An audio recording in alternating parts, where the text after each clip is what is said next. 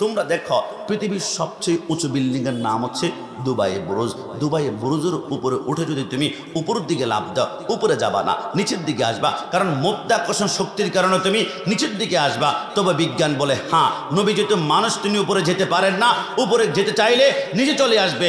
এ বিজ্ঞান, অন্য কোনো সূত্র আছে কিনা যে যাওয়া যাবে? ওই সূত্র পরিপূর্ণ করলে বিজ্ঞান বলে একটা সূত্র যদি ওভারটেক করতে পারে তাহলে সে মেরাজে যেতে পারবে। কি সূত্র? বিজ্ঞান বলে দুনিয়া থেকে, মনে করো বাজেটপুর থেকে কোন একটা পিস্তল হাতের মধ্যে নিয়ে যদি উপরের দিকে গুলি নিক্ষেপ করে, ওই বুলেটটা যদি 1 সেকেন্ডের ভিতরে 7 কিলোমিটার জায়গা অতিক্রম করতে পারে, একটা বুলেট যদি 1 সেকেন্ডের ভিতরে 7 কিলোমিটার অতিক্রম করতে পারে তাহলে মেরাজে যেতে পারবে। এমন দ্রুতগতি সম্পূর্ণ জিনিস হলে, তাই নাকি 1 সেকেন্ডে কত কিলোমিটার? 7 কিলোমিটার। এই বিজ্ঞান এদিকে আসো। আমার নবী যে বোরাক, যে বাহনে সফর করেছিল, ওইটার নাম বোরাক। বোরাক শব্দটি বারাকুন থেকে আসছে, আর বারাকুন শব্দের অর্থ হচ্ছে কারেন্ট বা বিদ্যুৎ। আমি যদি এই মুহূর্তে নোয়াপাড়া থেকে বিদ্যুতের কোনো সুস্টিপ দেই, বিদ্যুৎ 1 সেকেন্ডে যাবে 1,86,000 মাইল। তুমি বলো 1 সেকেন্ডে 7 কিলোমিটার যেতে পারলে নবী মেরাজ করতে পারবে? কিন্তু নবী যেই বোরাকে সফর করেছিল, ওই বোরাকটা প্রতি সেকেন্ডে অতিক্রম করত 1,86,000 মাইল। একটু জবান খুলে বলে সুবহানাল্লাহ। বিজ্ঞান বলে ক্ষমা চাই, আর রহমান আল্লামাল কোরআন। আমার আল্লাহ বলে বিজ্ঞান মনে রাখবে তুই কিন্তু আমি কোরআনের সামান্য একটা অংশ মাত্র বিজ্ঞান। একটু জবান খুলে বলে সুবহানাল্লাহ। 4 নম্বর কারণ নবী কেন মেরাজ করেছিলেন? সুবহানাল্লাযী আসরা। আসরা শব্দের অর্থ হচ্ছে ভ্রমণ করা, আবার সফর শব্দের অর্থ ভ্রমণ করা। আমাদের নোয়াপাড়া থেকে যদি আমরা কক্সবাজার যাই, আমরা কি লিখি? নোয়াপাড়া টু কক্সবাজার সফর, সফর, সফর। কিন্তু আমার আল্লাহ সফর শব্দ লেখেন নাই, আল্লাহ লিখেছেন আসরা। বুঝলাম না, আল্লাহ সফর না লিখে আপনার আসরা কেন লিখেছেন? আমার আল্লাহ বলে কাশেমি, সত্যিকার বলতো তুই সফরকে দিনের বেলা করাস নাকি রাতের বেলা? দিনের বেলা। কেন কেন কেন? আল্লাহ দিনের বেলা যদি সূর্যের আলো না থাকে আমি পাহাড় কেমনে দেখবো, সাগর কেমনে দেখবো, নদী কেমনে দেখবো? আমার আল্লাহ বলে ও তাই, তুমি সফর করতে হলে সূর্যের আলো প্রয়োজন, না হয় দেখবে না। কিন্তু আমার বন্ধু সফর করার জন্য সূর্যের আলো প্রয়োজন নাই। নবীকে আমি রাতের বেলা সফর করেছি, আল্লাহ সূর্যের আলো প্রয়োজন নাই কেন? আমার আল্লাহ বলে শুনে রেখো, ये चाँद तू सूरज तू चमकता है, ये तेरे बुल है, तू भी मेरा हुजूर का कदमों की धूल है। আর চাঁদ সূর্যের আলো প্রয়োজন, রাসূলুল্লাহ সফরের জন্য দরকার নাই, কারণ চাঁদ সূর্যকে আমার আল্লাহ বানিয়েছে রসুলের কদমের ধুলা দিয়ে। একটু জবান খুলে বলি সুবহানাল্লাহ। তাই আমার আল্লাহ রসুলকে রাতে সফর করিয়েছেন। লাইলান, লাইলান শব্দের অর্থ হচ্ছে রাতের কিছু অংশ। কিছু অংশ মানে আমার রসুল বলে আমি যে ঘর থেকে বের হচ্ছিলাম, আমি যখন যাচ্ছিলাম তখন দেখলাম দরওয়াজ শিকল নড়ছিল। আমি 27 বছর মেরাজ করে আসার পরেও দেখলাম এখনও শিকলটা নড়ছিল।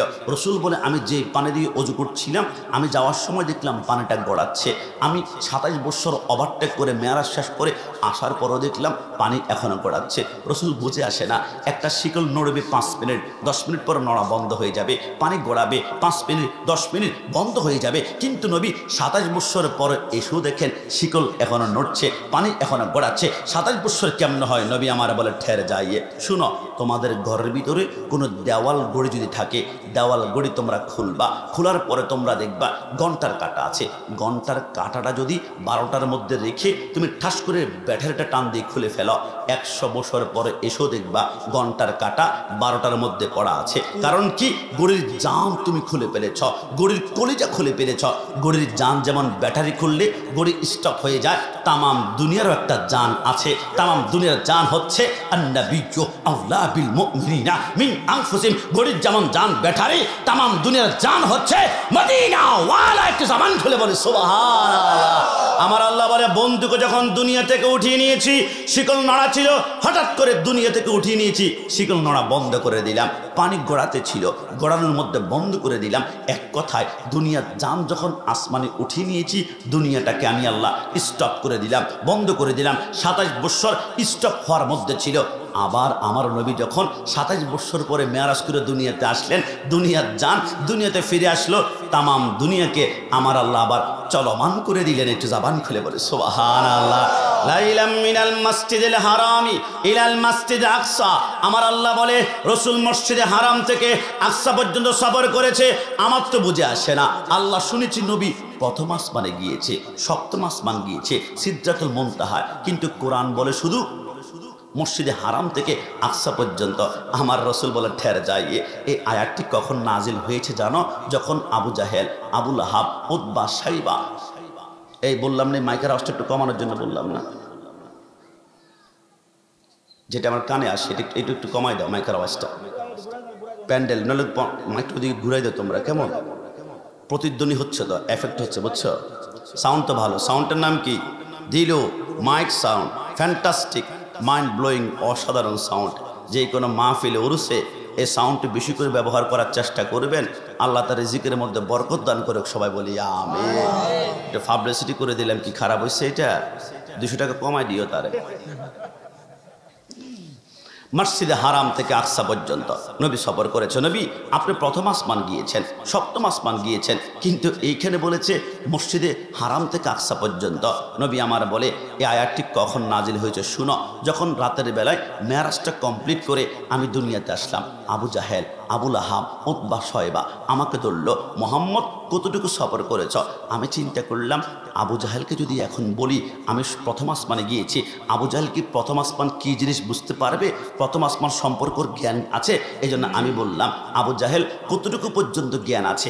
আমি দেখলাম আবু জাহেল মাঝে মাঝে মক্কা থেকে বাইতুল মুকাদ্দাস সিরিয়াতে ব্যবসায়িক বিজনেসের জন্য যায়। মক্কা থেকে ওইখানে যেতে আমাদের 3 মাস সময় লাগে। আমি বললাম আবু জাহেল, যেইখানে তোমার 3 মাস সময় লাগতো, রাতে কিছু অংশের ভিতরে আমি মক্কা থেকে বাইতুল মুকাদ্দাস গিয়েছি।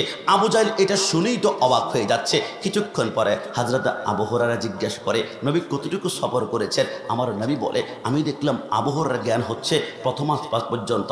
আমি বললাম আমি প্রথম আসমানে গিয়েছি। কিছুক্ষণ পরে ওসমান জিজ্ঞেস করে নবী কতটুকু সফর করেছেন? আমি দেখলাম ওসমানের জ্ঞান হচ্ছে সপ্তম আসমান পর্যন্ত। আমি বললাম সপ্তম আসমানে গিয়েছি। কিছুক্ষণ পরে ওমর ফারুক জিজ্ঞেস করে নবী কতটুকু গিয়েছেন? আমি দেখলাম ফারুক আজমের জ্ঞান হচ্ছে সিদরাতুল মুনতাহা পর্যন্ত। আমি বললাম সিদরাতুল মুনতাহা গিয়েছি। হযরত সিদ্দিক আকবর জিজ্ঞেস করে নবী কতটুকু সফর করেছেন? আমি দেখলাম সিদ্দিক আকবর হচ্ছে আরশ মকান পর্যন্ত। আমি বললাম আরশ মকানে গিয়েছি। কিছুক্ষণ পরে মাওলা আলী জিজ্ঞেস করে নবী কতটুকু সফর করেছেন? আমি দেখলাম মাওলা আলীর জ্ঞান হচ্ছে লা মকান কাবা কাউসাইনি আও আদনা পর্যন্ত। আমি বললাম আলী আমি কাবা কাউসাইনে গিয়েছি। নবী বলে যার জ্ঞানের পরিধি যতটুকু ছিল অতটুকু পর্যন্ত জ্ঞানের আমি সূচনা দিয়েছি। তবে মনে রেখো ওয়া আল্লামাকা মা লাম তাকুন তাআলাম, তামাম দুনিয়ার জ্ঞানের সৃষ্টিকর্তা আল্লাহ, কিন্তু মালিক হচ্ছে আমি মদিনা ওয়ালা। একটু জবান খুলে বলে সুবহানাল্লাহ। এই জন্য আমার নবী বলে তামাম মেরাজটাকে আমার আল্লাহ সরকারে মদিনার জন্য বানিয়েছেন আজিমুস শান। একটু জবান খুলে বলে সুবহানাল্লাহ। জমকামাল পর্দানিসিন মা বন্না আল্লাহর নবী সরকারে মদিনা বলে আমি এবারে বোরাকের মধ্যে উঠলাম। বোরাকের মধ্যে ওঠার পরে জিব্রাইল যখন বোরাকের লাগাম ধরে টানতে শুরু করলো, কিছু দূর যাওয়ার পরে জিব্রাইল বলে ইফিয়া মুহাম্মদ সাল্লাল্লাহু আলাইহি ওয়াসাল্লাম, নবী একটু বোরাক থেকে নামুন না। আমার নবী নামলো। জিব্রাইল বলো নবী সামনে কি দেখতে পাচ্ছেন? আমার নবী বলে আমি বিশাল একটা ময়দান দেখতে পাচ্ছি। ওই ময়দানে কি দেখতে পাচ্ছেন? অসংখ্য মানুষের জিব্বার মধ্যে লোহার শিকল লাগিয়ে গাছের সাথে টাঙ্গানো হয়েছে। জিব্বাগুলো যতক্ষণ না টুকরা টুকরা হয়ে পড়ে না যায় অতক্ষণ পর্যন্ত ক্ষমা করা হয় না। আরে জিব্রাইল এরা কারা? জিব্রাইল বলে নবী আপনি আমাকে কেন জিজ্ঞেস করছেন? আপনি তো সাইয়্যিদুল মুরসালিন, আপনি সব কিছুই তো জানেন, আমি হচ্ছে আপনার উম্মত। আমার নবী বলে হে জিব্রাইল আমি তো জানার জন্য প্রশ্ন করি নাই, আমি আমার উম্মতকে জানিয়ে দেওয়ার জন্য প্রশ্ন করেছি। জোরে জোরে বলে সুবহানাল্লাহ। জিব্রাইল বলে নবী 2 নম্বর জায়গার মধ্যে চলুন না, বলা হবে। আমার নবী গেল। জিব্রাইল বলে নবী সামনে কি দেখতে পাচ্ছেন? আমার নবী বলে বিশাল একটা ময়দান দেখতে পাচ্ছি। ওই ময়দানে কি দেখতে পাচ্ছেন? অসংখ্য মানুষের মাথার নিচে বড় বড় পাথর দেখা যায়। পাথরের মধ্যে মাথাটা রেখে যখন ঘুমাতে যাবে উপর দিয়ে ফেরেশতারা আরেকটা পাথর দিয়ে বাড়ি মারে, মাথা চূর্ণ বিচূর্ণ হয়ে যায়, মগজগুলা বাতের মারের মতো ডানে বামে সামনের দিকে চলে যায়। লোকটা হাউমাউ কান্না করে। আরে জিব্রাইল এরা কারা? নবী বলা হবে তবে 3 নম্বর একটা জায়গার মধ্যে চলুন না। আমার নবী গেল। জিব্রাইল বলো নবী এবার কি দেখতে পাচ্ছেন? আমার নবী বলে বিশাল একটা রক্তের সাগর দেখতে পাচ্ছি। ওইখানে অসংখ্য মানুষ হাবুডুবু খাচ্ছে নিঃশ্বাস নেওয়ার জন্য। যখন নাকটা বের করবে উপর থেকে ফেরেশতারা পাথর মারে মাথার মগজগুলো রক্তের সাথে মিক্স হয়ে দইয়ের মতো হয়ে যায়। জিবরাইল এরা কারা? নবী বলা হবে সর্বশেষে একটা জায়গার মধ্যে চলুন না। আল্লাহর নবী সরকারে মদিনা বলে খোদার ইজ্জতের কসম করে বলি আমি 4 নম্বর জায়গার মধ্যে গেলাম। জিবরাইল বলে নবী কি দেখতে পাচ্ছেন? আমার নবী বলে বিশাল একটা লম্বা গাছের নিচে একজন নূরানী সুরতের মানুষ দেখতে পাচ্ছি। ওনার সামনে কি দেখতে পাচ্ছেন? নবী আমার বলে ওনার সামনে দেখলাম কোটি কোটি নাবালক বাচ্চা বসে বসে আল্লাহর কোরআন তেলাওয়াত করছে। একটু জবান খুলে বলে সুবহানাল্লাহ। পরের জায়গা পরের জমিন ঘরে বানায় আমি রই, আমি তো সেই ঘরের মালিক নই। কি কষ্ট হচ্ছে আপনাদের? বলুন না। পরের জায়গা পরের জমিন পরের জায়গা রই, আমি তো সে ঘরের মালিক নয়। ও সে ঘরে খানা যার জমিদারি,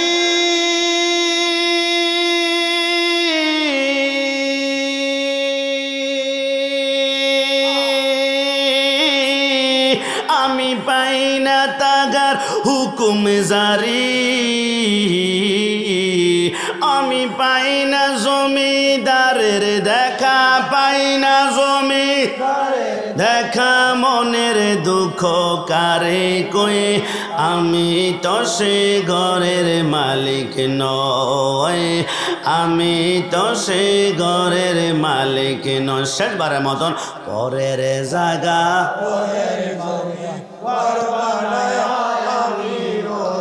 আমি তো সে ঘরের মালিক। চিনতে পারো কিনা কে কে? আমার আল্লাহ বলে এর নাম হচ্ছে হযরতে আসিয়া। একটু জবান খুলে বলি সুবহানাল্লাহ।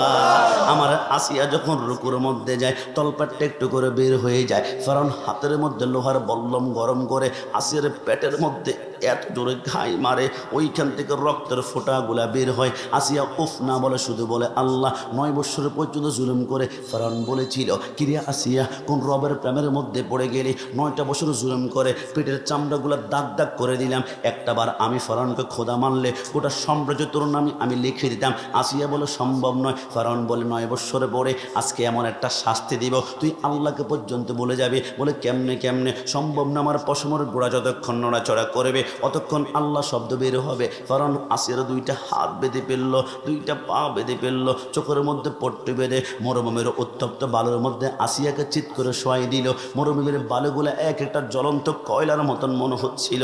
আসিয়া বলে কিছুক্ষণ পরে দেখলাম আমার পেটের চামড়াগুলা গোশতগুলা ওই না মোমের মতো গলতে গলতে হাড্ডিগুলা মাটির সাথে ঠন ঠন করে বাড়ি খাচ্ছিল। আমি বললাম আল্লাহ আমার পিঠে এখন গোশত নাই, এখন চামড়া নাই, এখন তো আমি সেইটা করতে পারবো না। সেইটা করতে হলে পেটের গোশত লাগবে। আল্লাহ দুনিয়াতে বেঁচে থাকবো কিন্তু সেইটা করতে পারবো না, এমন জীবন আমি চাই না। আল্লাহ শুনিয়েছি জান্নাতে নাকি তোমার সুন্দর একটি ঘর আছে। আল্লাহ তোমার ঘরের পাশে আমি আসিয়াকে ছোট্ট একটা ঘর দান করো না। আমার আল্লাহ বলে জিবরাইল কোথায় রে? দৌড়া দৌড়া তাড়াতাড়ি আস। আমার আসিয়া জিন্দিগিতে কিছু চাই নাই, ছোট্ট একটা জান্নাতে ঘর চেয়েছিল। এই দুনিয়ার মতো 13টা দুনিয়াকে একসাথে জোড়া লাগিয়ে আসিয়ার জন্য একটা জান্নাত রেডি কর। আসিয়া যখন সেইটা করবে চোখের পলকে আমি আল্লাহ তাকে জান্নাতে ঢুকিয়ে দিব। জোরে বলি সুবহানাল্লাহ। রোজে হাসরে প্রথম প্রশ্ন নামাজে পড়েছো নাকি? নামাজ ছাড়া সবই আমল দেবে তোমায় ফাঁকি। নামাজ হবে প্রথম হিসাব, নামাজ হবে প্রথম হিসাব। হাদিসে রয় নামাজ ছাড়া রোজ হাসরে নেই কোনো উপায়। ডান হাত তুলে বলো ঠিক না? কোরআনে হাদিস খুলে দেখো, কোরআনে হাদিস খুলে দেখো, পাবে সবে জায়গায় নামাজ ছাড়া রোজ হাসরে নেই কোনো উপায়। জিবরাইল বলো নবী এবার 3 নম্বর জায়গার মধ্যে চলুন। আমার নবী গেল, নবী আপনি কি দেখেছেন? আমার নবী বলে বিশাল একটা রক্তের সাগর দেখলাম, অসংখ্য মানুষ হাবুডুবু খাচ্ছে। এরা আবার কারা? আমার জিবরাইল বলে অন্য কেউ নয়, আর রাশি ওয়াল মুরতাশি কিলাহুমা ফিন্নার। দুনিয়ার জমিনে যারা সুদ বক্ষণ করেছিল এরা মূলত সুদ খায় নাই, গরিব মানুষের রক্তগুলা চুষে চুষে খেয়েছে। যে যত বেশি সুদ খেয়েছে ওর রক্তের সাগরটা অত বেশি লম্বা হবে, নাকটা বের করবে নিঃশ্বাস নেওয়ার জন্য। উপর থেকে ফেরেশতারা পাথর মেরে মাথা চূর্ণ বিচূর্ণ করে ফেলবে। জিবরাইল বুঝতে পারলাম। 4 নম্বর জায়গার মধ্যে দেখলাম বিশাল একটা লম্বা গাছের নিচে একজন নৌরানি সুরতার মানুষ বসা আছে। ওই মানুষটাকে বলে অন্য কেউ নয়, ইনি হচ্ছেন মুসলমানদের আদি পিতা হযরতে ইব্রাহিম খলিলুল্লাহ। একটু জবান খুলে বলে সুবহানাল্লাহ। ওনার সামনে দেখলাম কোটি কোটি নাবালক বাচ্চা বসে বসে আল্লাহর কোরআন তেলাওয়াত করছে। এরা কারা? বলে অন্য কেউ নয়। হে আমার নোয়াপাড়ি মাইজপাড়ার বাড়া, কখনো কি একটাবার চিন্তা করেছেন অনেক সন্তান দুনিয়াতে আসার 1 ঘন্টা পরে মৃত্যুবরণ করে, অনেক সন্তান দুনিয়াতে আসার 2 ঘন্টা পরে মৃত্যুবরণ করে, অনেক সন্তান দুনিয়াতে আসার 1 দিন পরে মৃত্যুবরণ করে। আল্লাহ বুঝলাম না যে সন্তানটা দুনিয়াতে আসার 1 ঘন্টা পরে মৃত্যুবরণ করবে, একে দুনিয়াতে পাঠানো কি দরকার ছিল? না পাঠালেই তো হতো। মাকে আপনি কেন 10 মাস 10 দিন কষ্ট দিয়েছেন? আমার আল্লাহ বলে রব্বানা মা খলাকতা হাদা বাতিলা, আমি আল্লাহ অনর্থক কোনো কিছু বানাই না। আল্লাহ বুঝলাম না। আমার আল্লাহ বলে সেই সন্তানটা দুনিয়ার জমিনে 1 দিন পরে মৃত্যুবরণ করেছে, এটা আমি আল্লাহর রহমত করেছি। আল্লাহ কেমন রহমত করেছেন? আমার আল্লাহ বলে শুনিয়ে নাও, যেই সন্তানের আব্বা আম্মা কিয়ামতের ময়দানে ফুলসিরাত পার হওয়ার সময় গ্রেপ্তার হয়ে যাবে, এরা ফুলসিরাত পার হতে পারবে না, হাতের মধ্যে আমল নামা নাই, সওয়াব থাকবে না। আমি আল্লাহ ওই সন্তানগুলোর আব্বা আম্মার সন্তানগুলাকে দুনিয়ার জমিনের নাবালক অবস্থায় মৃত্যুবরণ করায়, কোনোটাকে পানিতে ডুবের মধ্যে মৃত্যুবরণ করায়, কোনোটা অ্যাক্সিডেন্টে মৃত্যুবরণ করায়। আল্লাহ কেন কেন? আমার আল্লাহ বলে ওই ছোট্ট বাচ্চাকে কিয়ামতের ময়দানে আমার আল্লাহ বলবে যাও তুমি জান্নাতে, তুমি নিষ্পাপ। ওই ছোট্ট বাচ্চা বলবে আল্লাহ আমি তো জান্নাতে যাব, কিন্তু আমার মা কোথায়? যে মা 10 মাস 10 দিন গর্ভে ধারণ করেছিল, রাতের বেলায় ঘুমাতে পারেনি, চটপট চটপট করেছে। আমার আল্লাহ বলবে তোমার আব্বা মা তো জাহান্নামে, আল্লাহ আব্বা আম্মাকে জাহান্নামে রেখে আমি জান্নাতে যেতে পারবো না। আমার আল্লাহ বলে তাহলে আল্লাহ আমাকে জাহান্নামে ঢুকিয়ে দিন না। আমার আল্লাহ বলে না না, তুমি নিষ্পাপ, তোমার গায়ে একটা পাপ লাগে না, তুমি জাহান্নামে ঢুকতে পারো না। আল্লাহ যদি আমি জাহান্নামে না দেন, তাহলে আমি যদি নিষ্পাপ হয়ে থাকি আল্লাহ আমার নিষ্পাপ জবানের ওসিলায় আমার আব্বা আম্মাকে মাফ করে দিন না। আমার আল্লাহ বলে রহমতের সাগরের তুফান শুরু হয়ে যাবে। আমি আল্লাহ দেরি না করে ওই নাবালক সন্তানের সুপারিশের কারণে তার আব্বা আম্মার কবরটা সেকেন্ডারি ভিতরে জাহান্নাম থেকে আমি জান্নাতের টুকরা বানিয়ে দিব। জোরে বলে সুবহানাল্লাহ।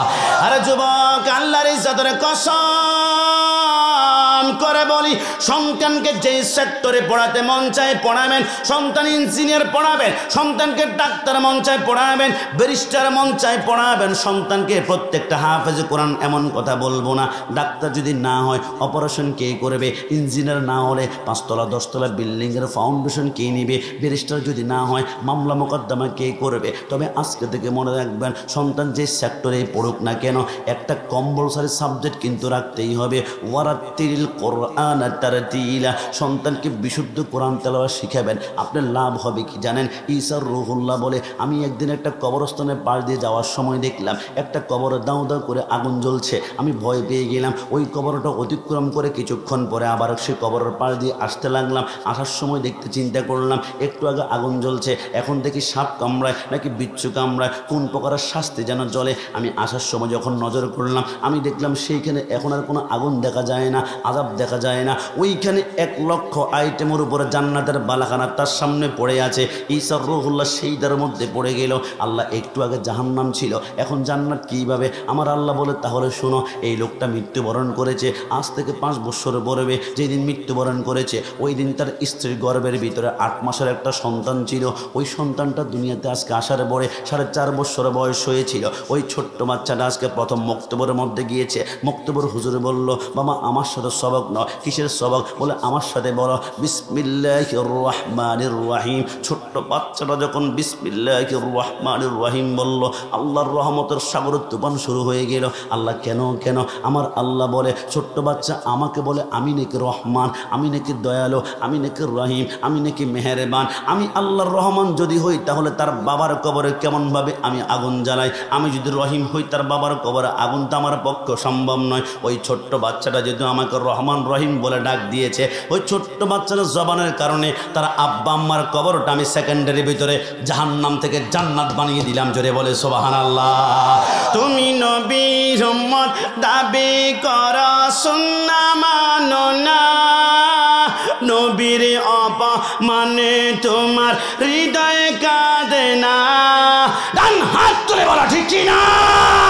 তুমি নবীর উম্মত দাবি করো, সুন্নাহ মানো না, নবীর অপমানে তোমার হৃদয় কাঁদে না। তুমি বিজাতীয় সংস্কৃতিতে সপেছ পরাণ, তুমি কেমন মুসলমান, তুমি কেমন মুসলমান? বলো না তুমি কেমন তুমি কেমন মুসলমান? নামাজের সাথে নাই পরিচয়, নামাজের সাথে নাই পরিচয়, মানো না কোরআন। তুমি কেমন মুসলমান, তুমি কেমন মুসলমান? তুমি সুদের টাকায় প্রাসাদে গড় ঘোষ ছাড়ো না, দিন দুঃখী না খেয়ে মরে খবর রাখো না। ডান হাত তুলে বলো ঠিক না? তুমি সুদের টাকায় প্রাসাদে গড় ঘুষ ছাড়ো না, দিন দুঃখী না খেয়ে মরে খবর রাখো না। তুমি ঘুষ খেয়ে অবিচার করো সাজিয়া প্রদান।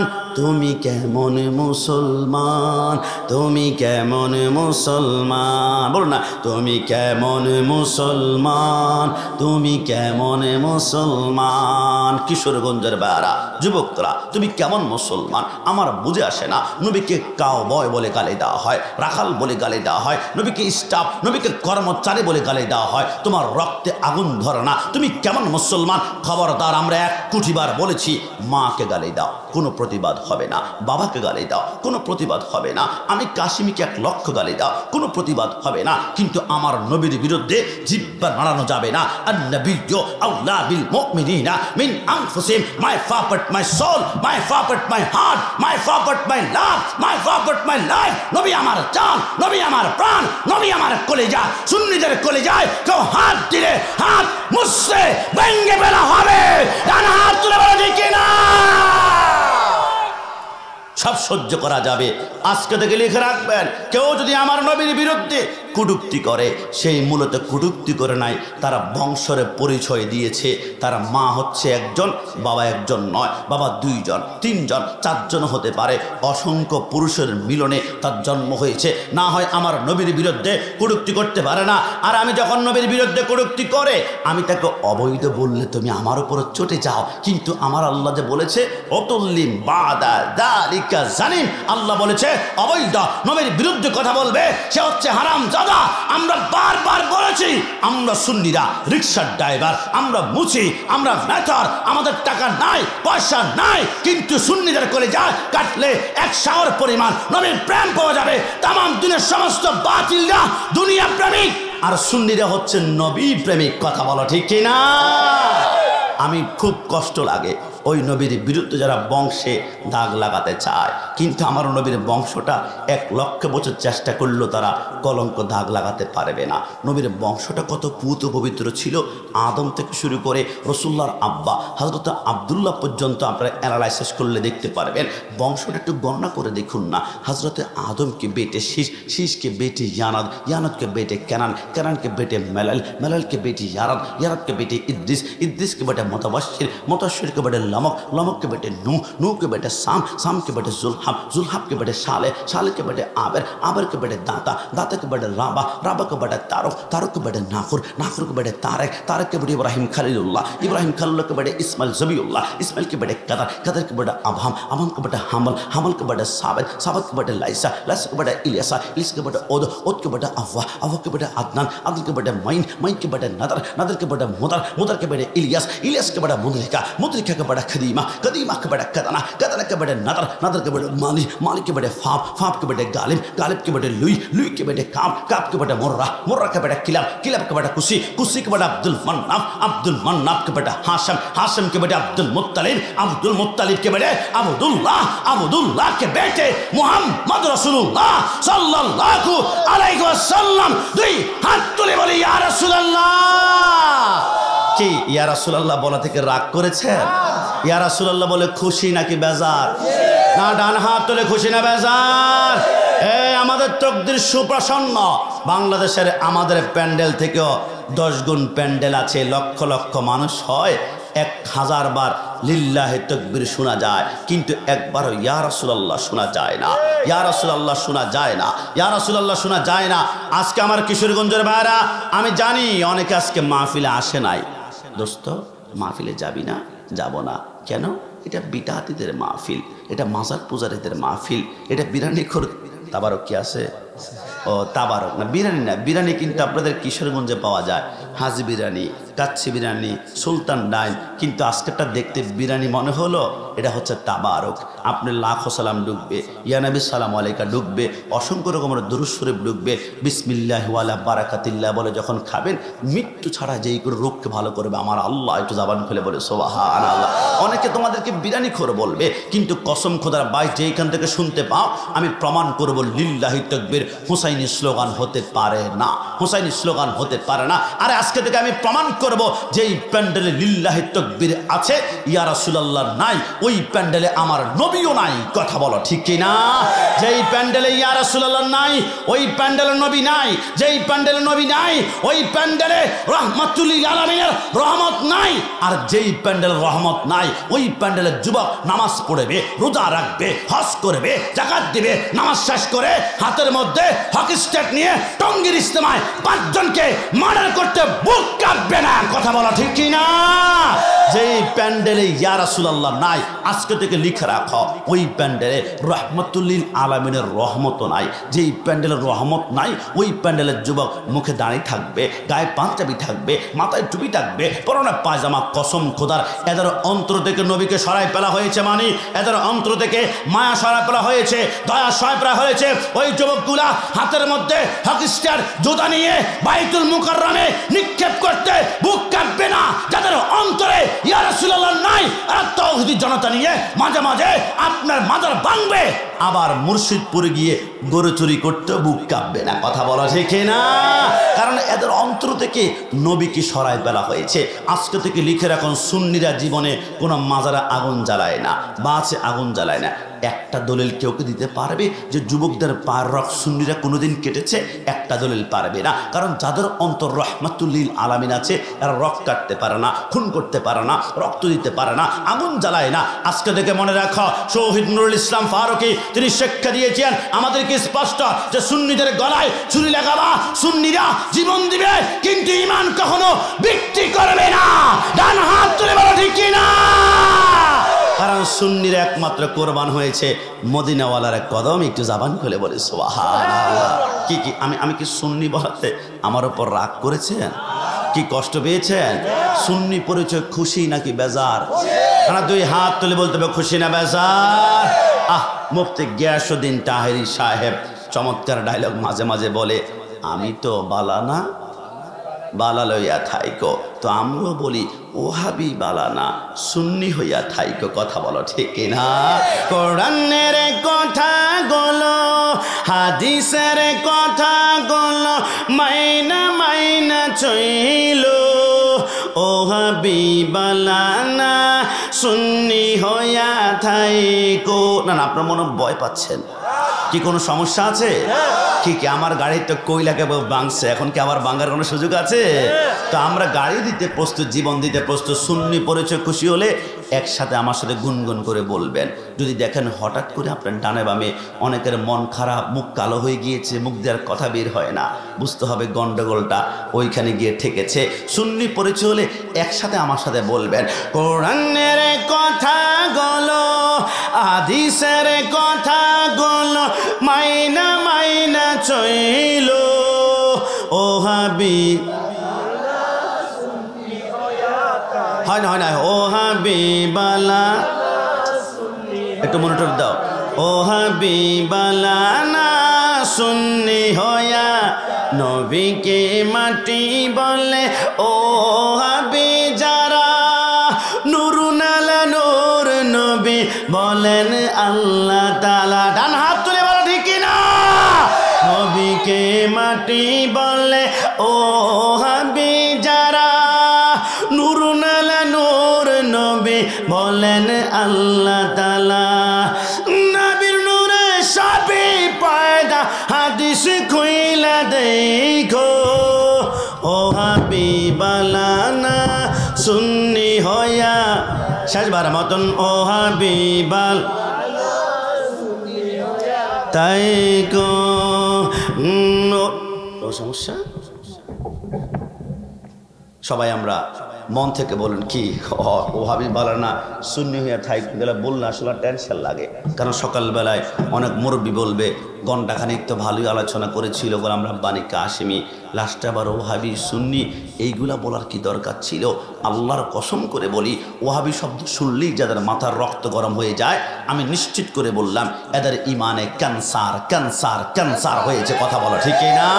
কিন্তু আমি এখানে 3 বার বসে আমি বলেছি আমি সুন্নি, আমি সুন্নি, আমি সুন্নি। আমি কি দরজা বন্ধ করে গোপনে গোপনে বলেছি? আমার সামনে মাইক আছে, যদি পারো কিশোরগঞ্জের কোনায় কোনায় 1 লক্ষ মাইক লাগাও, 1 লক্ষ বার এখানে বসে আমি বলবো আমি সুন্নি, আমি সুন্নি। কিন্তু আমার মতো কিশোরগঞ্জে একটা বাপারে বাটা পাওয়া যাবে মাইকের সামনে এসে শুধু একবার বলবো হুজুর আমি ওহাবি, আমার জন্য খাস করে দোয়া করিয়েন। মানুষ থুতু মারতে মারতে কর্ণপলি আর ঢাকা বুড়িগঙ্গা নদীর মধ্যে নিক্ষেপ করবে। কারণ ওহাবি পরিচয় দেওয়া যায় না, এটা গুস্তাখ রসুলের পরিচয়, দুশ্মন রসুলের পরিচয়। কিন্তু আমরা সুন্নিরা কেন ভয় পাই না? আমরা জানি 73 দলের একটা দল হবে জান্নাতি, লা শাক্কা ওয়ালা রাইবা আন্নাহুম আহলুস সুন্নাতি ওয়াল জামাত। ওই দলের নাম আহলুস সুন্নাতি ওয়াল জামাত, এরা হচ্ছে সুন্নি। তো সুন্নি যদি জান্নাতি, জান্নাতি পরিচয় দিতে ভয় লাগে না, দল লাগে না। শহীদ নুরুল ইসলাম ফারুকের মতো সুন্নিরা জীবন দিবে, কিন্তু ঈমান কোনোদিন বিক্রি করতে পারে? ওই সরকার মদিনার প্রেমে ভাই কষ্ট নিবা না। লিল্লাহি তাকবীর 1 লক্ষ, এই ছোট আদরদরি করিও না, বসো। লিল্লাহি তাকবীর 1 লক্ষ বার বলো, একবার ইয়া রাসূলুল্লাহ বলো না, আমাদের কষ্ট। আজকে থেকে প্রমাণ করব লিল্লাহি তাকবীর কোনো হুসাইনি স্লোগান হতে পারে না। হুসাইনি স্লোগান আপনি কি জানেন? লিল্লাহি তাকবীর কোত্থেকে আসছে? ইমাম হুসাইন কারবালা জমিনে যুদ্ধ করতে করতে করতে হঠাৎ করে হুসাইনের তীরটা থেমে গেল, তলোয়ার থেমে গেল। হুসাইন আপনার তলোয়ার কেন থামলো? হুসাইন বলে আমার তলোয়ার দুনিয়ার কোনো শক্তি থামাতে পারত না, কারণ আমার রক্তে রসুল্লাহর রক্ত মুবারক প্রবাহমান। আমার হাতের মধ্যে মাওলা আলীর তলোয়ার, আমার তলোয়ারের ভিতরে আসমানের সমস্ত বিজলির শক্তি আল্লাহ কারেন্টের মতো ঢুকিয়ে দিয়েছে। তো হুসাইন তলোয়ার কেন থামিয়েছেন? হুসাইন বলে একটি কারণে তলোয়ার থামিয়েছি, আমার জন্মের কিছুক্ষণ পরে রাহমাতুল্লিল আলামিন আমার ডান কানে আজান দিয়েছিল, আল্লাহু আকবার আল্লাহু আকবার আশহাদু আল্লা ইলাহা ইল্লাল্লাহ। রসুল আমার ডান কানে আজান দিয়ে মুস্কি হেসে বলেছিল, হুসাইন আমার এই আজানের ইজ্জতটা রক্ষা করিও, যেখানে আজান শুনবা দুনিয়ার যত গুরুত্বপূর্ণ কাজ থাকুক না কেন বন্ধ বন্ধ বন্ধ। আমি তলোয়ার থামাতাম না। আমি কারবালাতে যুদ্ধ করতে করতে হঠাৎ করে ডান পাশ থেকে মসজিদের একটা আওয়াজ ধ্বনি বের হলো, আল্লাহু আকবার আল্লাহু আকবার। আমি চিন্তা করলাম রাসূল তো বলেছে যেখানে আজান হবে সেইখানে কোনো কাজ করা যাবে না, বন্ধ করতে হবে। এখন যদি তলোয়ার আমি বন্ধ করি আমার গরদান চলে যাবে, তলোয়ার যদি চালাই আমার গরদান থাকবে, কিন্তু রসুলের সাথে তো ওয়াদা আমার ভঙ্গ হয়ে যাবে। বড় খেলাম আমি কোন দিকে যাব? আমি হুসাইন সাথে সাথে সিদ্ধান্ত গ্রহণ করলাম আমার গরদান 1 লক্ষ বার কোরবানি করব, কিন্তু রসুলের সাথে ওয়াদা বড় খেলাপ করতেই পারি না। একটু জবান খুলে বলে সুবহানাল্লাহ। হুসাইন বসে গেল। হঠাৎ করে সেকেন্ডের ভিতরে 4000 সৈন্য সামনে পিছন ডানে বামে সামনে কারবালার মধ্যে লেখে, কেউ উপরে তীর, কেউ উপরে বল্লম, কেউ উপরে খঞ্জর, আর কেউ তলোয়ার নিয়ে ইমাম হুসাইনকে এমনি কূপ ধরে আছে। ইমাম হুসাইন তলোয়ারের নিচে মুস্কি মুস্কি হেসে বলে, আমার নানা বলেছে আমি কারবালার জমিনে শহীদ হব, নো প্রবলেম, আমি টেনশন করি না। আমার এক এক ফোঁটা রক্তের বিনিময় 70,000 গুনাহগার উম্মত ফুলসেরাত পার হবে। তোমরা শুনো, আমাকে শহীদ করবা, তবে মৃত্যুর আগে, শহীদতার আগে আমি একটা জিনিস চাই। আজিদ বাহিনী বলে, কি চাও? হুসাইন তলোয়ারের নিচে একটা জিনিস চেয়েছিল, ইয়া আইয়ুহাল্লাযীনা আমানুস্তাঈনু বিস-সাবরি ওয়াস-সালাহ ওয়াস-সালাহ ওয়াস-সালাহ, আমাকে 2 রাকাত নামাজ পড়ার সুযোগ করে দাও। আজিদ বাহিনী বলে, 2 রাকাত নামাজই তো পড়বে। ইমাম হুসাইন প্রথম রাকাতে 2টা সিজদা কমপ্লিট করেছে, দ্বিতীয় রাকাতে একটা সিজদা দিয়ে বাকি একটা সিজদার দিকে যখন যাচ্ছিল, আজিদ বাহিনী বলে, কিরে হুসাইন যেভাবে তলোয়ার ঘুরাচ্ছে, মূলত এমনভাবে কাটে না, শশাও তো কাটে না, গাজর তো কাটে না, চুম্বুকের মতো তার তলোয়ার ঘুরতেছিল। হুসাইন যদি বাকি একটা সিজদা দিয়ে তলোয়ার নিয়ে চটবারে সিংহের মতো দাঁড়িয়ে যায়, সমস্ত আজিদ বাহিনীকে একাই কচুকাটা করে ফেলবে। হুসাইনকে আটকাও, একটা কাজ করো, হুসাইন বাকি সেইটা দেওয়ার আগেই তাকে আমার তীর মারতে শুরু করব। এই কথা শুনে হুসাইন যখন সেইটার দিকে যাচ্ছিল, ইতিমধ্যে 147টা তীর মেরে মোটার পশমের গোড়ায় গোড়া ব্লক করে দিল। 137টা বল্লম গায়ে দিয়ে ইমাম হুসাইনকে শরীরে ছিদ্র ছিদ্র করে ফেললো, আর তলোয়ার দিয়ে কোপাতে কোপাতে কোপাতে কোপাতে ইমাম হুসাইনের শরীরের মাংসগুলা হাড্ডির সাথে কিমার মতো লেগে আছে। হুসাইন চিত হয়ে পড়ে গেল। অনেক কষ্টে শোয়ার মধ্যে 2টা হাত একসাথে করে বলল, আল্লাহ আমি তো কিচ্ছু চাই নাই, সাম্রাজ্য চাই নাই, মসনদ চাই নাই, চেয়ার চাই নাই, আল্লাহ 2 রাকাতে 4টা সিজদা চেয়েছিলাম, 3টা সিজদা হয়েছে, আল্লাহ একটা সিজদা বাকি আছে, একটু শক্তি দাও, আমি বসবো, বাকি একটা সিজদা করেই আল্লাহকুমুত তাকাসুর হাত্তা যুরতুমুল মাকাবির, আমি কবর জিন্দেগিতে চলে যাব। আমার আল্লাহ বলে, লা মুমকিন, সম্ভব নয়। আল্লাহ কেন? আমার আল্লাহ বলে না, সম্ভব নয়। আল্লাহ দিন না, আল্লাহ বলে না, আল্লাহ দিন না, আমার আল্লাহ বলে না, আল্লাহ দিবেন না কেন? আমার আল্লাহ বলে, বাকি একটা সিজদা, দুনিয়া নয়, বাকি একটা সিজদা দিবা। কুল্লু মান আলাইহা ফান ওয়া ইয়াবকা ওয়াজহু রাব্বিকা যুল জালালি ওয়াল ইকরাম, বাকি একটা সিজদা দিবা। কিয়ামতের ময়দানে ডাইরেক্ট আমি আল্লাহর কুদরতি কদমের মধ্যে ওয়াদা করলাম, ওই একটা সিজদার বিনিময়ে তুমি হাসান, হুসাইন, আলী, ফাতিমাকে যারা মহব্বত করবে, সুহাদায়ে কারবালাকে যারা মহব্বত করবে, প্রত্যেককে একটা সিজদার বিনিময়ে আমি আল্লাহ পুলসিরাত পার করিয়ে জান্নাতে ঢুকানোর দায়িত্ব জিম্মাদার আমি আল্লাহ হয়ে গেলাম। জোরে বলি সুবহান। হুসাইন চিত হয়ে পড়ে গেল, বুকের মধ্যে শিমর। হুসাইন শিমরকে দেখে মুস্কি হাসে। শিমর বলে, কি রে হুসাইন, আমার হাতে ইরাকের সবচেয়ে ধারালো তলোয়ার, তোমার কি ভয় হয় না? হুসাইন বলে, তোমার দিকে তাকায় হাসি। কেন কেন কেন? আমাকে দেখলে মানুষ ভয় কাঁপে। হুসাইন বলে, আমি তোমাকে নিয়ে হাসতাম না, একটি কারণে হেসেছিলাম, কারণ আমার জন্মের পরে রাহমাতুল্লিল আলামিন আমাকে বলেছিল, হুসাইন তোর বুকুর উপর একটা ডোরা কাটা কুকুর বসে তোকে জবাই করবে।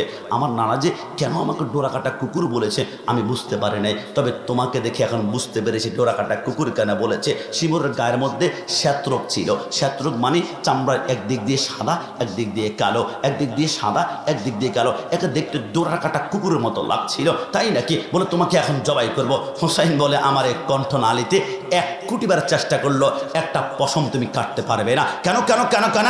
বলে, আমার এই কণ্ঠনালীতে রাসূলুল্লাহ 137 বার চুমা খেয়েছেন। একটু জবান খুলে বলি সুবহানাল্লাহ। তো চুমা খেয়েছে, কি হয়েছে? শিমর, রাসূলের চুমার পাওয়ারটা জানলি না, বুঝলি না, অনুমান করতে পারলি না? 137 চুমা বাদ দে, একটা চুমার পাওয়ার তোকে এখন শোনাবো। কেমন পাওয়ার? বলে, মক্কা যাস না, ইন্না আউয়ালা বাইতু উদিয়া লিন-নাসি লাল্লাযী বিবাক্কাতা মুবারাকা, ওই কাবার পাশে একটা ছোট্ট পাথর দেখতে পারবা, নাম হাজর আসওয়াদ। চুমু দেওয়ার জন্য মানুষ 2 লক্ষ টাকা খরচ করে উমরাতে যায়, 6 লক্ষ টাকা করে হজে যায়। অনেক মুরব্বী হাজর আসওয়াদের চুমু দেওয়ার জন্য যখন যায়, যুবকদের ধাক্কায় তার জীবনটা পর্যন্ত কোরবান হয়ে যায়। এই যুবক, হে মুরব্বী, তুমি একটা কালো পাথরকে চুমু দেওয়ার জন্য জীবন কোরবান, দরকারটা কি? আমাদের সিলেটের জাফলঙ্গে অসংখ্য পাথর পাওয়া যায়। এই পাওয়ার, হে পাথর, তোমার এত পাওয়ার কেন? তোমাকে চুমু দেওয়ার জন্য মানুষ জীবন কোরবান করে। পাথরে বলে, আমার কোনো পাওয়ার নাই, আমার কোনো ক্ষমতা নাই, আমার কোনো শক্তি নাই, তবে যেই দিন থেকে রাহমাতুল্লিল আলামিন 2টা ঠোঁট লাগিয়ে আমাকে একটা চুমা দিয়েছিল, আমার এত পাওয়ার যে আমাকে চুমু দিবে, তার জিন্দেগির গুনাহগুলো চুষে তাকে 1 সেকেন্ডের ভিতরে আমি নিষ্পাপ করে ফেলি। একটু জবান খুলে বলি সুবহানাল্লাহ। হুসাইন বলে, একটা একটা চুমার কারণে হাজর আসওয়াদ এত পাওয়ারফুল, এত ক্ষমতা, আর আমার কণ্ঠনালীতে 137 চুমা খেয়েছে। তো কি করতে হবে? বলে আমাকে উপর করো। ইমাম হোসেনকে উপর করা হলো। পিছন দিক থেকে মাথাটা আলাদা করে শিমর, ইমাম হোসেনের মাথার চুলগুলা ছিল বাবরি চুল, বাবরি চুলের মধ্যে ধরে কাটা মাথাটা উপরের দিকে যখন উত্তোলন করলো, রক্তের ফোঁটাগুলো টপ টপ করে পড়ছিল। ইয়াজিদ বাহিনী আনন্দ করছে, উল্লাস করছে। সুলতানে কারবালা খতম হয়ে গিয়েছে। কারবালার জমিনে একজন মাত্র বেঁচে ছিল, ইমাম জয়নুল আবেদিন। তিনি চিন্তা করলো, কিরে আমি পিত্ত বিছানা থেকে উঠাতে পারছি না, অসুস্থ, না হয় আমার বাবার আগে আমি কোরবান হয়ে যেতাম। বুঝলাম না, কারবালার জমিনে 72 জন নবী পরিবারের সন্তানরা কোরবান হয়ে গিয়েছে, হাত আলাদা, পা আলাদা, রক্ত টইটুম্বর, যাদেরকে নামাজে সালাম না দিলে নামাজ পর্যন্ত হয় না। যে হুসাইন জান্নাতের যুবকদের সরদার, ইনাকে শহীদ করে কারবালার জমিনে উল্লাস করে কারা, আনন্দ করে কারা?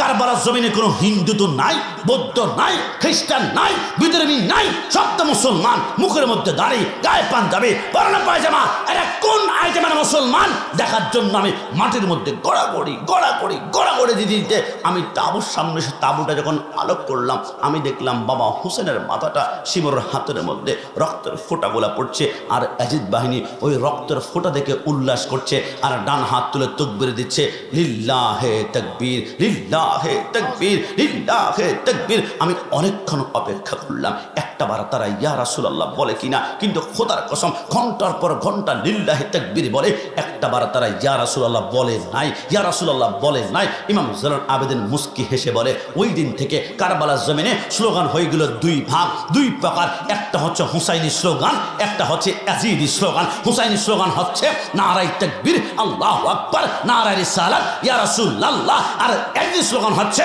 লিল্লাহি তাকবীর, লিল্লাহি তাকবীর। এরা চায় যুবকদের অন্তর থেকে নবীর নাম মুছে ফেলবে, যুবকদের অন্তর থেকে নবীকে আলাদা করে ফেলবে, যুবকদের অন্তর থেকে ইয়া রাসূলুল্লাহ ধ্বনি মুছে ফেলবে। কিন্তু আমাদের কিশোরগঞ্জ, নোয়াপাড়া, রাউজান, আমাদের এই মুহূর্তে যারা বাসা আছে, কসম খোদার, একজন হুসাইনি কিশোরগঞ্জে থাকতে ইয়া রাসূলুল্লাহ স্লোগান কোন বাপের বেটা বন্ধ করতে পারবে না।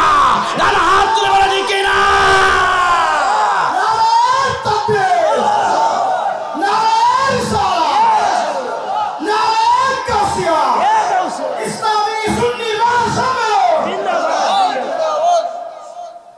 ইয়া রাসূলুল্লাহ, সুন্নিদের রক্তে রক্তে মিশিয়ে গিয়েছে।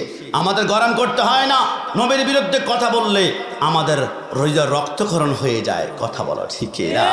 বিশ্বাস করুন, হিজরতে জিবরাইল বলে নবীকে বোরাকারের মধ্যে উঠালাম, বোরাকারের মধ্যে উঠিয়ে আমি সামনে যাচ্ছিলাম। যাওয়ার সময় মিশর ওভারটেক করছিলাম। আমার নবী বলে আমি মিশর দিকে যখন যাচ্ছিলাম তখন দেখলাম কবরে মুসা আলাইহিস সালাম ইউসাল্লি ফি কুবুরিহি, কবরে দাঁড়িয়ে দাঁড়িয়ে সালাত আদায় করছে। আমার মুরব্বী আব্বা, আপনার বয়স কত হবে কষ্ট না নিলে?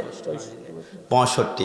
আমার হচ্ছে 36 বছর বয়স, মুরব্বী আব্বার 65, মানে আমার থেকে 30 বছর বয়স বেশি। উনি আমার থেকে মেরাজের আলোচনা আরো বেশি শুনেছে। সারা জীবন কি শুনলাম, আমার নবী বোরাকের মধ্যে উঠে মুসা কালিমুল্লাহর কবরের পাশ দিয়ে যাচ্ছিল।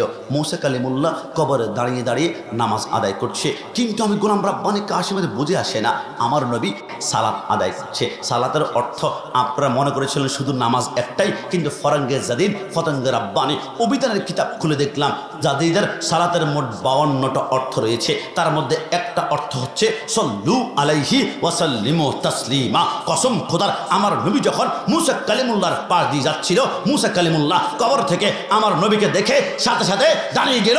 দাঁড়িয়ে নবীকে ইয়া নবী সালাম আলাইকা বলে সালাম দিচ্ছিল। একটু জবান খুলে বলে সুবহানাল্লাহ। নবীকে মুসা কালিমুল্লাহ সালাম দিলে বিদাত হয় না। আমরা সুন্নিরা দাঁড়িয়ে ইয়া নবী সালাম আলাইকা বললে বিদাতি বিদাতি। কসম আমি অবাক হয়ে গেলাম, যারা নবীকে সালাম দিলে বিদাতি বলে, আর এই দেখলাম 16 ডিসেম্বরে শহীদ মিনারে গান গায়, সালাম সালাম হাজার সালাম সকল শহীদ স্মরণে আমার হৃদয় রেখে যেতে চায় তাদের স্মৃতির চরণে। বলুন না, সালাম হাজার সালাম মায়ের ভাষায় কথা বলাতে, স্বাধীন আশায় পথ চলাতে, হাসি মুখে যারা দিয়ে গেল সেই স্মৃতি নিয়ে গে যায় গান, তাদের বিজয় মরণে মরণে আমার হৃদয় রেখে যেতে চায় তাদের স্মৃতির চরণে। শেষবারের মতন একসাথে সালাম হাজার সালাম। খবরদার, শহীদদেরকে সালাম দেওয়া যাবে না এমন ফতোয়াবাজি সুন্নিরা জীবনে করে না। 1 কোটি বার সালাম দিব। 1952 সালে রফিক, সালাম, জব্বার, বরকত বুকের তাজা রক্ত ঢেলে দেওয়ার কারণেই তো আমরা বাংলা ভাষা মাতৃভাষা পেয়েছি। ওদেরকে 1 কোটি বার সালাম। 1971 সালে 30 লক্ষ শহীদের রক্তের বিনিময়ে বাংলার রাজপথ লালে লাল হয়ে গিয়েছিল, তাই তো আমরা বাংলাদেশে একটা মানচিত্র পেয়েছি। 1 কোটি বার সালাম। কিন্তু আমাদের প্রশ্ন, লাউলা কালামা খলাকতুল আফলাক, নবী না হলে রফিক হতো না, সালাম হতো না, জব্বর হতো না, বরকত হতো না, 1971 হতো না, বাংলাদেশের সার্বভৌমত্ব দেশ পেতাম না। ওই নবীকে সালাম না দিয়ে শহীদদেরকে সালাম দাও। বুঝতে পেরেছি তোমরা রাজনীতি করছো ডান্ডার বাড়ির ভয়ে, মামলার ভয়ে, ক্ষমতা মস্তদের জন্য তোমরা দুনিয়াটা সালাম দাও, কিন্তু আমরা নবীকে দুনিয়ার কোনো ক্ষমতার জন্য সালাম দেই না। আমাদের আকাঙ্ক্ষা একটা, মৃত্যুর আগ পর্যন্ত মদিনাওয়ালার গোলামি। একটু জবান খুলে বলি সুবহানাল্লাহ। আরে ভাই, মেয়ারাজ তো এমন একটা ঘটনা, সমস্ত নবীদের মেয়ারাজ হচ্ছে রসুল্লাহর পিছনে নামাজ পড়া, ফেরেশতার মেয়ারাজ হচ্ছে আসমানে রসুল্লাহর সাথে দিদার করা, আর আল্লাহর মেয়ারাজ হচ্ছে রসুল্লাহর সাথে প্রেমের কানেকশন লাগানো, আর উম্মতের মেয়ারাজ হচ্ছে আসসালাতু মেয়ারাজুল মুমিনিন। একটু জবান খুলে বলে সুবহানাল্লাহ। আমার নবী যখন আসমানের দিকে রওনা করলেন, আসমানে মোট কয়টা আসমান? 7টা আসমান। আমার আল্লাহ বলে, আমি প্রথম আসমান বানিয়েছি মাউজুন মাহফুফুন, সাদা কাজ দ্বারা। যদিও আসমানটা ক্লিয়ার হলে সাদা দেখা যায় না, নীল নীল দেখা যায় একটা কারণে, কারণ প্রথম আসমানের উপরে একটা সাগর আছে, এটা হচ্ছে রহমতের সাগর। রহমতের সাগরের পানি হচ্ছে নীল কালারের। গ্লাসের ভিতরে লাল পানি ঢুকালে লাল মনে হবে, হলুদ ঢুকালে হলুদ মনে হবে, নীল ঢুকালে নীল মনে হবে। তাই তো কবি লেখে, নীল আকাশের নিচে আমি রাস্তা চলেছি একা। এই জন্য আমার আল্লাহ আসমানটাকে নীল মনে হয়। দ্বিতীয় আসমান বানিয়েছেন মিন হাদিদিন, লোহা দ্বারা। তৃতীয় আসমান বানিয়েছেন মিন নুহাসিন, 1 নম্বর হলুদ রঙের তামা দ্বারা। 4 নম্বর আমার আল্লাহ চতুর্থ আসমান বানিয়েছেন মিন ফিদ্দাতিন, রূপা দ্বারা। 5ম আসমান বানিয়েছেন মিন জাহাবিন, স্বর্ণ দ্বারা। 6ষ্ঠ আসমান বানিয়েছেন মিন ইয়াকুতিল হামরা, লাল ইয়াকুত পাথর দ্বারা। 7ম আসমান বানিয়েছেন মিন মারমারাতিল বাইদা, সাদা মরমর পাথর দ্বারা। এরপর সিদরাতুল মুনতাহা, এরপর আরশ, এরপর লামকানে। আল্লাহ দেখেছেন নবীকে, আল্লাহ দেখেছেন নবীকে, নবী দেখেছেন আল্লাহকে, নবী দেখেছেন আল্লাহকে। অনেকে প্রশ্ন করেছে, হুজুর আপনি যে আল্লাহকে দেখেছেন, আল্লাহর হাত কেমন, আল্লাহর পা কেমন, আল্লাহর চোখ কেমন, আল্লাহর অঙ্গ প্রত্যঙ্গ কেমন? আমার রসুল বলে, আল্লাহকে দেখা যায় কিন্তু বর্ণনা করা যায় না। না, এটা কেমনে ভাবে? আল্লাহকে দেখা যায়, বর্ণনা করা যাবে না, কেমন ভাবে? ইমাম আজম বলে, ঠের যাইয়ে ইদারে আমি আ যাইয়ে, এইদিকে আসো। আল্লাহকে দেখা যায়, বর্ণনা করা যায় না, বিশ্বাস করো না? বলে না। বলে তাহলে আমি তোমাকে পাল্টা প্রশ্ন করি, তুমি বলো বাতাস যে পৃথিবীতে আছে তুমি কি বিশ্বাস করো? বলে বিশ্বাস করি। সত্যি বিশ্বাস করো? হ্যাঁ বিশ্বাস করি। বলো বাতাসের রং কেমন, দেখতে কেমন, খাইতে কেমন, টেস্ট কেমন? বলে না, বাতাস আছে কিন্তু রং তো কেমন জানি না, বর্ণনা করতে পারি না, খাইতে কেমন, রং কেমন, টেস্ট কেমন বলতে পারি না। আর যেখানে আল্লাহর একটা সৃষ্টি তুমি দেখো, অনুভব করো, বর্ণনা দিতে পারো না, আর সেই সৃষ্টির রব যিনি, ওনাকে দেখা যায় কিন্তু বর্ণনা দেওয়া যায় না, একটু জবান খুলে বলে সুবহানাল্লাহ। এবার আমার নবী প্রথম আসমানে গেল। প্রথম আসমানে যাওয়ার পরে কি হলো? জিব্রাইল দরজার মধ্যে ঠক ঠক করে টোকা দিল। ভিতরের ফেরেশতা প্রশ্ন করলো, মান আনতা, আপনি কি? বলে আনা জিব্রাইলু, আমি হচ্ছে জিব্রাইল। তারপর দরজা খোলা হচ্ছে না। প্রশ্ন করা হলো, তোমার সাথে কি আছে? মুহাম্মাদুর রাসূলুল্লাহ। তখন দরজা খোলা হলো। প্রশ্ন যদি করা হয়, ভিতরের ফেরেশতা, তুমি কি জিব্রাইলকে চিনো না? বলে চিনি তো, উনি আমার লিডার। তো তাহলে তুমি প্রশ্ন করলে কেন? মান আনতা, জিব্রাইল বলার পর দরজা কেন খুললে না? ভিতরে ফেরেশতা বলে, কাহিনী আছে, কেন জানো? প্রত্যেক আসমানে আল্লাহ সৃষ্টির প্রথমে 2টা করে দরজা বানিয়েছে। একটা দরজা দিয়ে 1,24,000 পয়গম্বর আপ ডাউন করবে, আর আমি জিব্রাইল 24,000 বার রসুলের কাছে গিয়েছিলাম। আর 7টা আসমান বানিয়েছে বাবু মেয়ারাজুন নবী, শুধু স্পেশাল রসুলের জন্য। ওই দরজার মধ্যে লেখা আছে মুহাম্মাদুর রাসূলুল্লাহ সাল্লাল্লাহু আলাইহি ওয়াসাল্লাম। জিব্রাইল যখন আসলো, আমি বললাম, জিব্রাইল না, তোমার সাথে কে আছে? যদি বললো আমার সাথে মুহাম্মাদুর রাসূলুল্লাহ, রসুলের নাম বলার সাথে সাথে আমি দরজা খুলে দিলাম। সিদরাতুল মুনতাহা গেল। জিব্রাইল বলে, নবী আপনি শান, আমি আর যেতে পারবো না। আমার নবী বলে জিব্রাইল কেন যাবি না? জিব্রাইল বলে আগার একসার মই বারতার ফারাম ফুরুগে তাজাল্লি বে সুজাদ হারাম। নবী আমি যদি এক পরিমাণ সামনে যাই আমার 400 নূরের পাখা জ্বালিয়ে পুড়িয়ে আল্লাহ আঙ্কার করে ফেলবে, তো কি করবা? জিব্রাইল বলে আপনি যান না। আরে জিব্রাইল তুমি যাবে না কেন? জিব্রাইল বলে নবী আপনি কখনো আমার মতন নয়, আমি আপনার মতন নয়। তাহলে জিব্রাইলের আকীদা হচ্ছে রসুল আমার মতন নয়, সুন্নিদের আকীদা হচ্ছে রসুল আমার মতো নয়। কসম খোদার জিব্রাইল এবং সমস্ত ফেরেশতাও সুন্নি। একটু জবান খুলে বলে সুবহানাল্লাহ। না আপনারা অনেকে মনে করবেন হুজুর একটু জোর করিয়ে বলছেন ফেরেশতা আবার সুন্নি হয় কেমনে? আমি 2 মিনিটে প্রমাণ করতে পারবো আসমানের চন্দ্র সুন্নি, সূর্য সুন্নি এবং ফেরেশতারাও সুন্নি। একটু জবান খুলে বলে সুবহানাল্লাহ। আসমানের চন্দ্র কিভাবে সুন্নি আপনি একটু খেয়াল করেন। বুখারী শরীফের মধ্যে আসে আমার রসুল একদিন রাতের বেলায় টুকটুক করে হাসছিল। আবু জাহেল, আবু লাহাব 70 জন কাফের রসুলকে ধরেছিল। মোহাম্মদ সত্য নবী হয়ে থাকলে আসমানের চাঁদ দ্বিখণ্ডিত করো। যখন আমার রসুল আঙ্গুলের ইশারা করলো চাঁদ 2 টুকরা হতে লাগলো। ওই মুহূর্তে চাঁদ বলতে পারতো মোহাম্মদ তুমি আমাকে ইশারা করলে কাজ হবে না, আমি চাঁদকে বানিয়েছেন আল্লাহ, আল্লাহর ইশারা ছাড়া নির্দেশ ছাড়া ডানেও যাব না বামেও যাব না। কিন্তু চাঁদ কোনো কথা বলে না, রসুল ইশারা করেছে তো চাঁদ 2 টুকরা হতে লাগলো। কিরে চাঁদ তুই আল্লাহর নির্দেশ ছাড়াই রসুল্লাহর ইশারায় 2 ভাগ হতে লাগলি। চাঁদ মুস্কি মুস্কি হেসে বলে ये चांद तू चमकता है, ये तेरे भूल है, तू भी मेरा हुजूर का कदमों के धूल है। আর আমি চাঁদ রসুল্লাহর আঙ্গুলের ইশারায় 2 ভাগ হওয়ার প্রশ্নই আসে না। তবে আমি একটা করে 2 ভাগ হয়েছি কারণ আমি চাঁদকে বানিয়েছে রসুলের কদমের ধুলা দিয়ে। একটু জবান খুলে বলি সুবহানাল্লাহ। আমি চাঁদ নবীকে ভালোবাসি, আমিও সুন্নি। একটু জবান খুলে বলে সুবহানাল্লাহ। সূর্য সুন্নি বিশ্বাস হয় না? মাওলা আলী বসা, হঠাৎ করে আমার রসুল মাওলা আলীর পাজরের মধ্যে মাথাটা রেখে ঘুমিয়ে পড়লো। মাওলা আলী যখন কজরের মধ্যে রসুল ঘুমিয়ে পড়লো, আসলে সূর্য ডুবে যায়, সূর্য ডুবে যায়, সূর্য ডুবে যায়। হঠাৎ করে মাওলা আলী কান্না করলো, 1 ফোঁটা চোখের পানি রসুল্লাহ চেহারার উপর যখন পড়লো, সরকারে মদিনা বলে আলী আলী কেন কান্না করছো? ইয়া রাসূলুল্লাহ আসলে সূর্য ডুবে গিয়েছে, নামাজ পড়লে খুশি হবেন আল্লাহ, কিন্তু নামাজ পড়ার জন্য আপনি রসুলের আর আমার ঘুমকে যদি ধাক্কা দেয়, আপনি ঘুম থেকে ওঠার জন্য একবার যদি উফ করেন, আমার জিন্দিগির সমস্ত আমল বরবাদ হয়ে যাবে। আমি কি আপনাকে খুশি করব নাকি আল্লাহকে, নাকি আল্লাহকে নাকি আপনাকে? আমি দুটার মধ্যে পড়ে গিয়ে কান্না করে দিলাম। আমার রসুল বলে আলী, মানে বুঝতে পারে নারে তাকবীর, নারে রিসালাত, নারে গাউসিয়া, আহলে সুন্নাত ওয়াল জামাত, হযরতুল আল্লামা মুফতি মনিরুল ইসলাম চৌধুরী মুরাদ হুজুর কেবলা, প্রধান বক্তা মহোদয়ের আগমন। সবাই জবান খুলে বলে নারায়ে তাকবীর, আর একটু জবান খুলে নারায়ে রিসালাত। মাশাআল্লাহ মাশাআল্লাহ।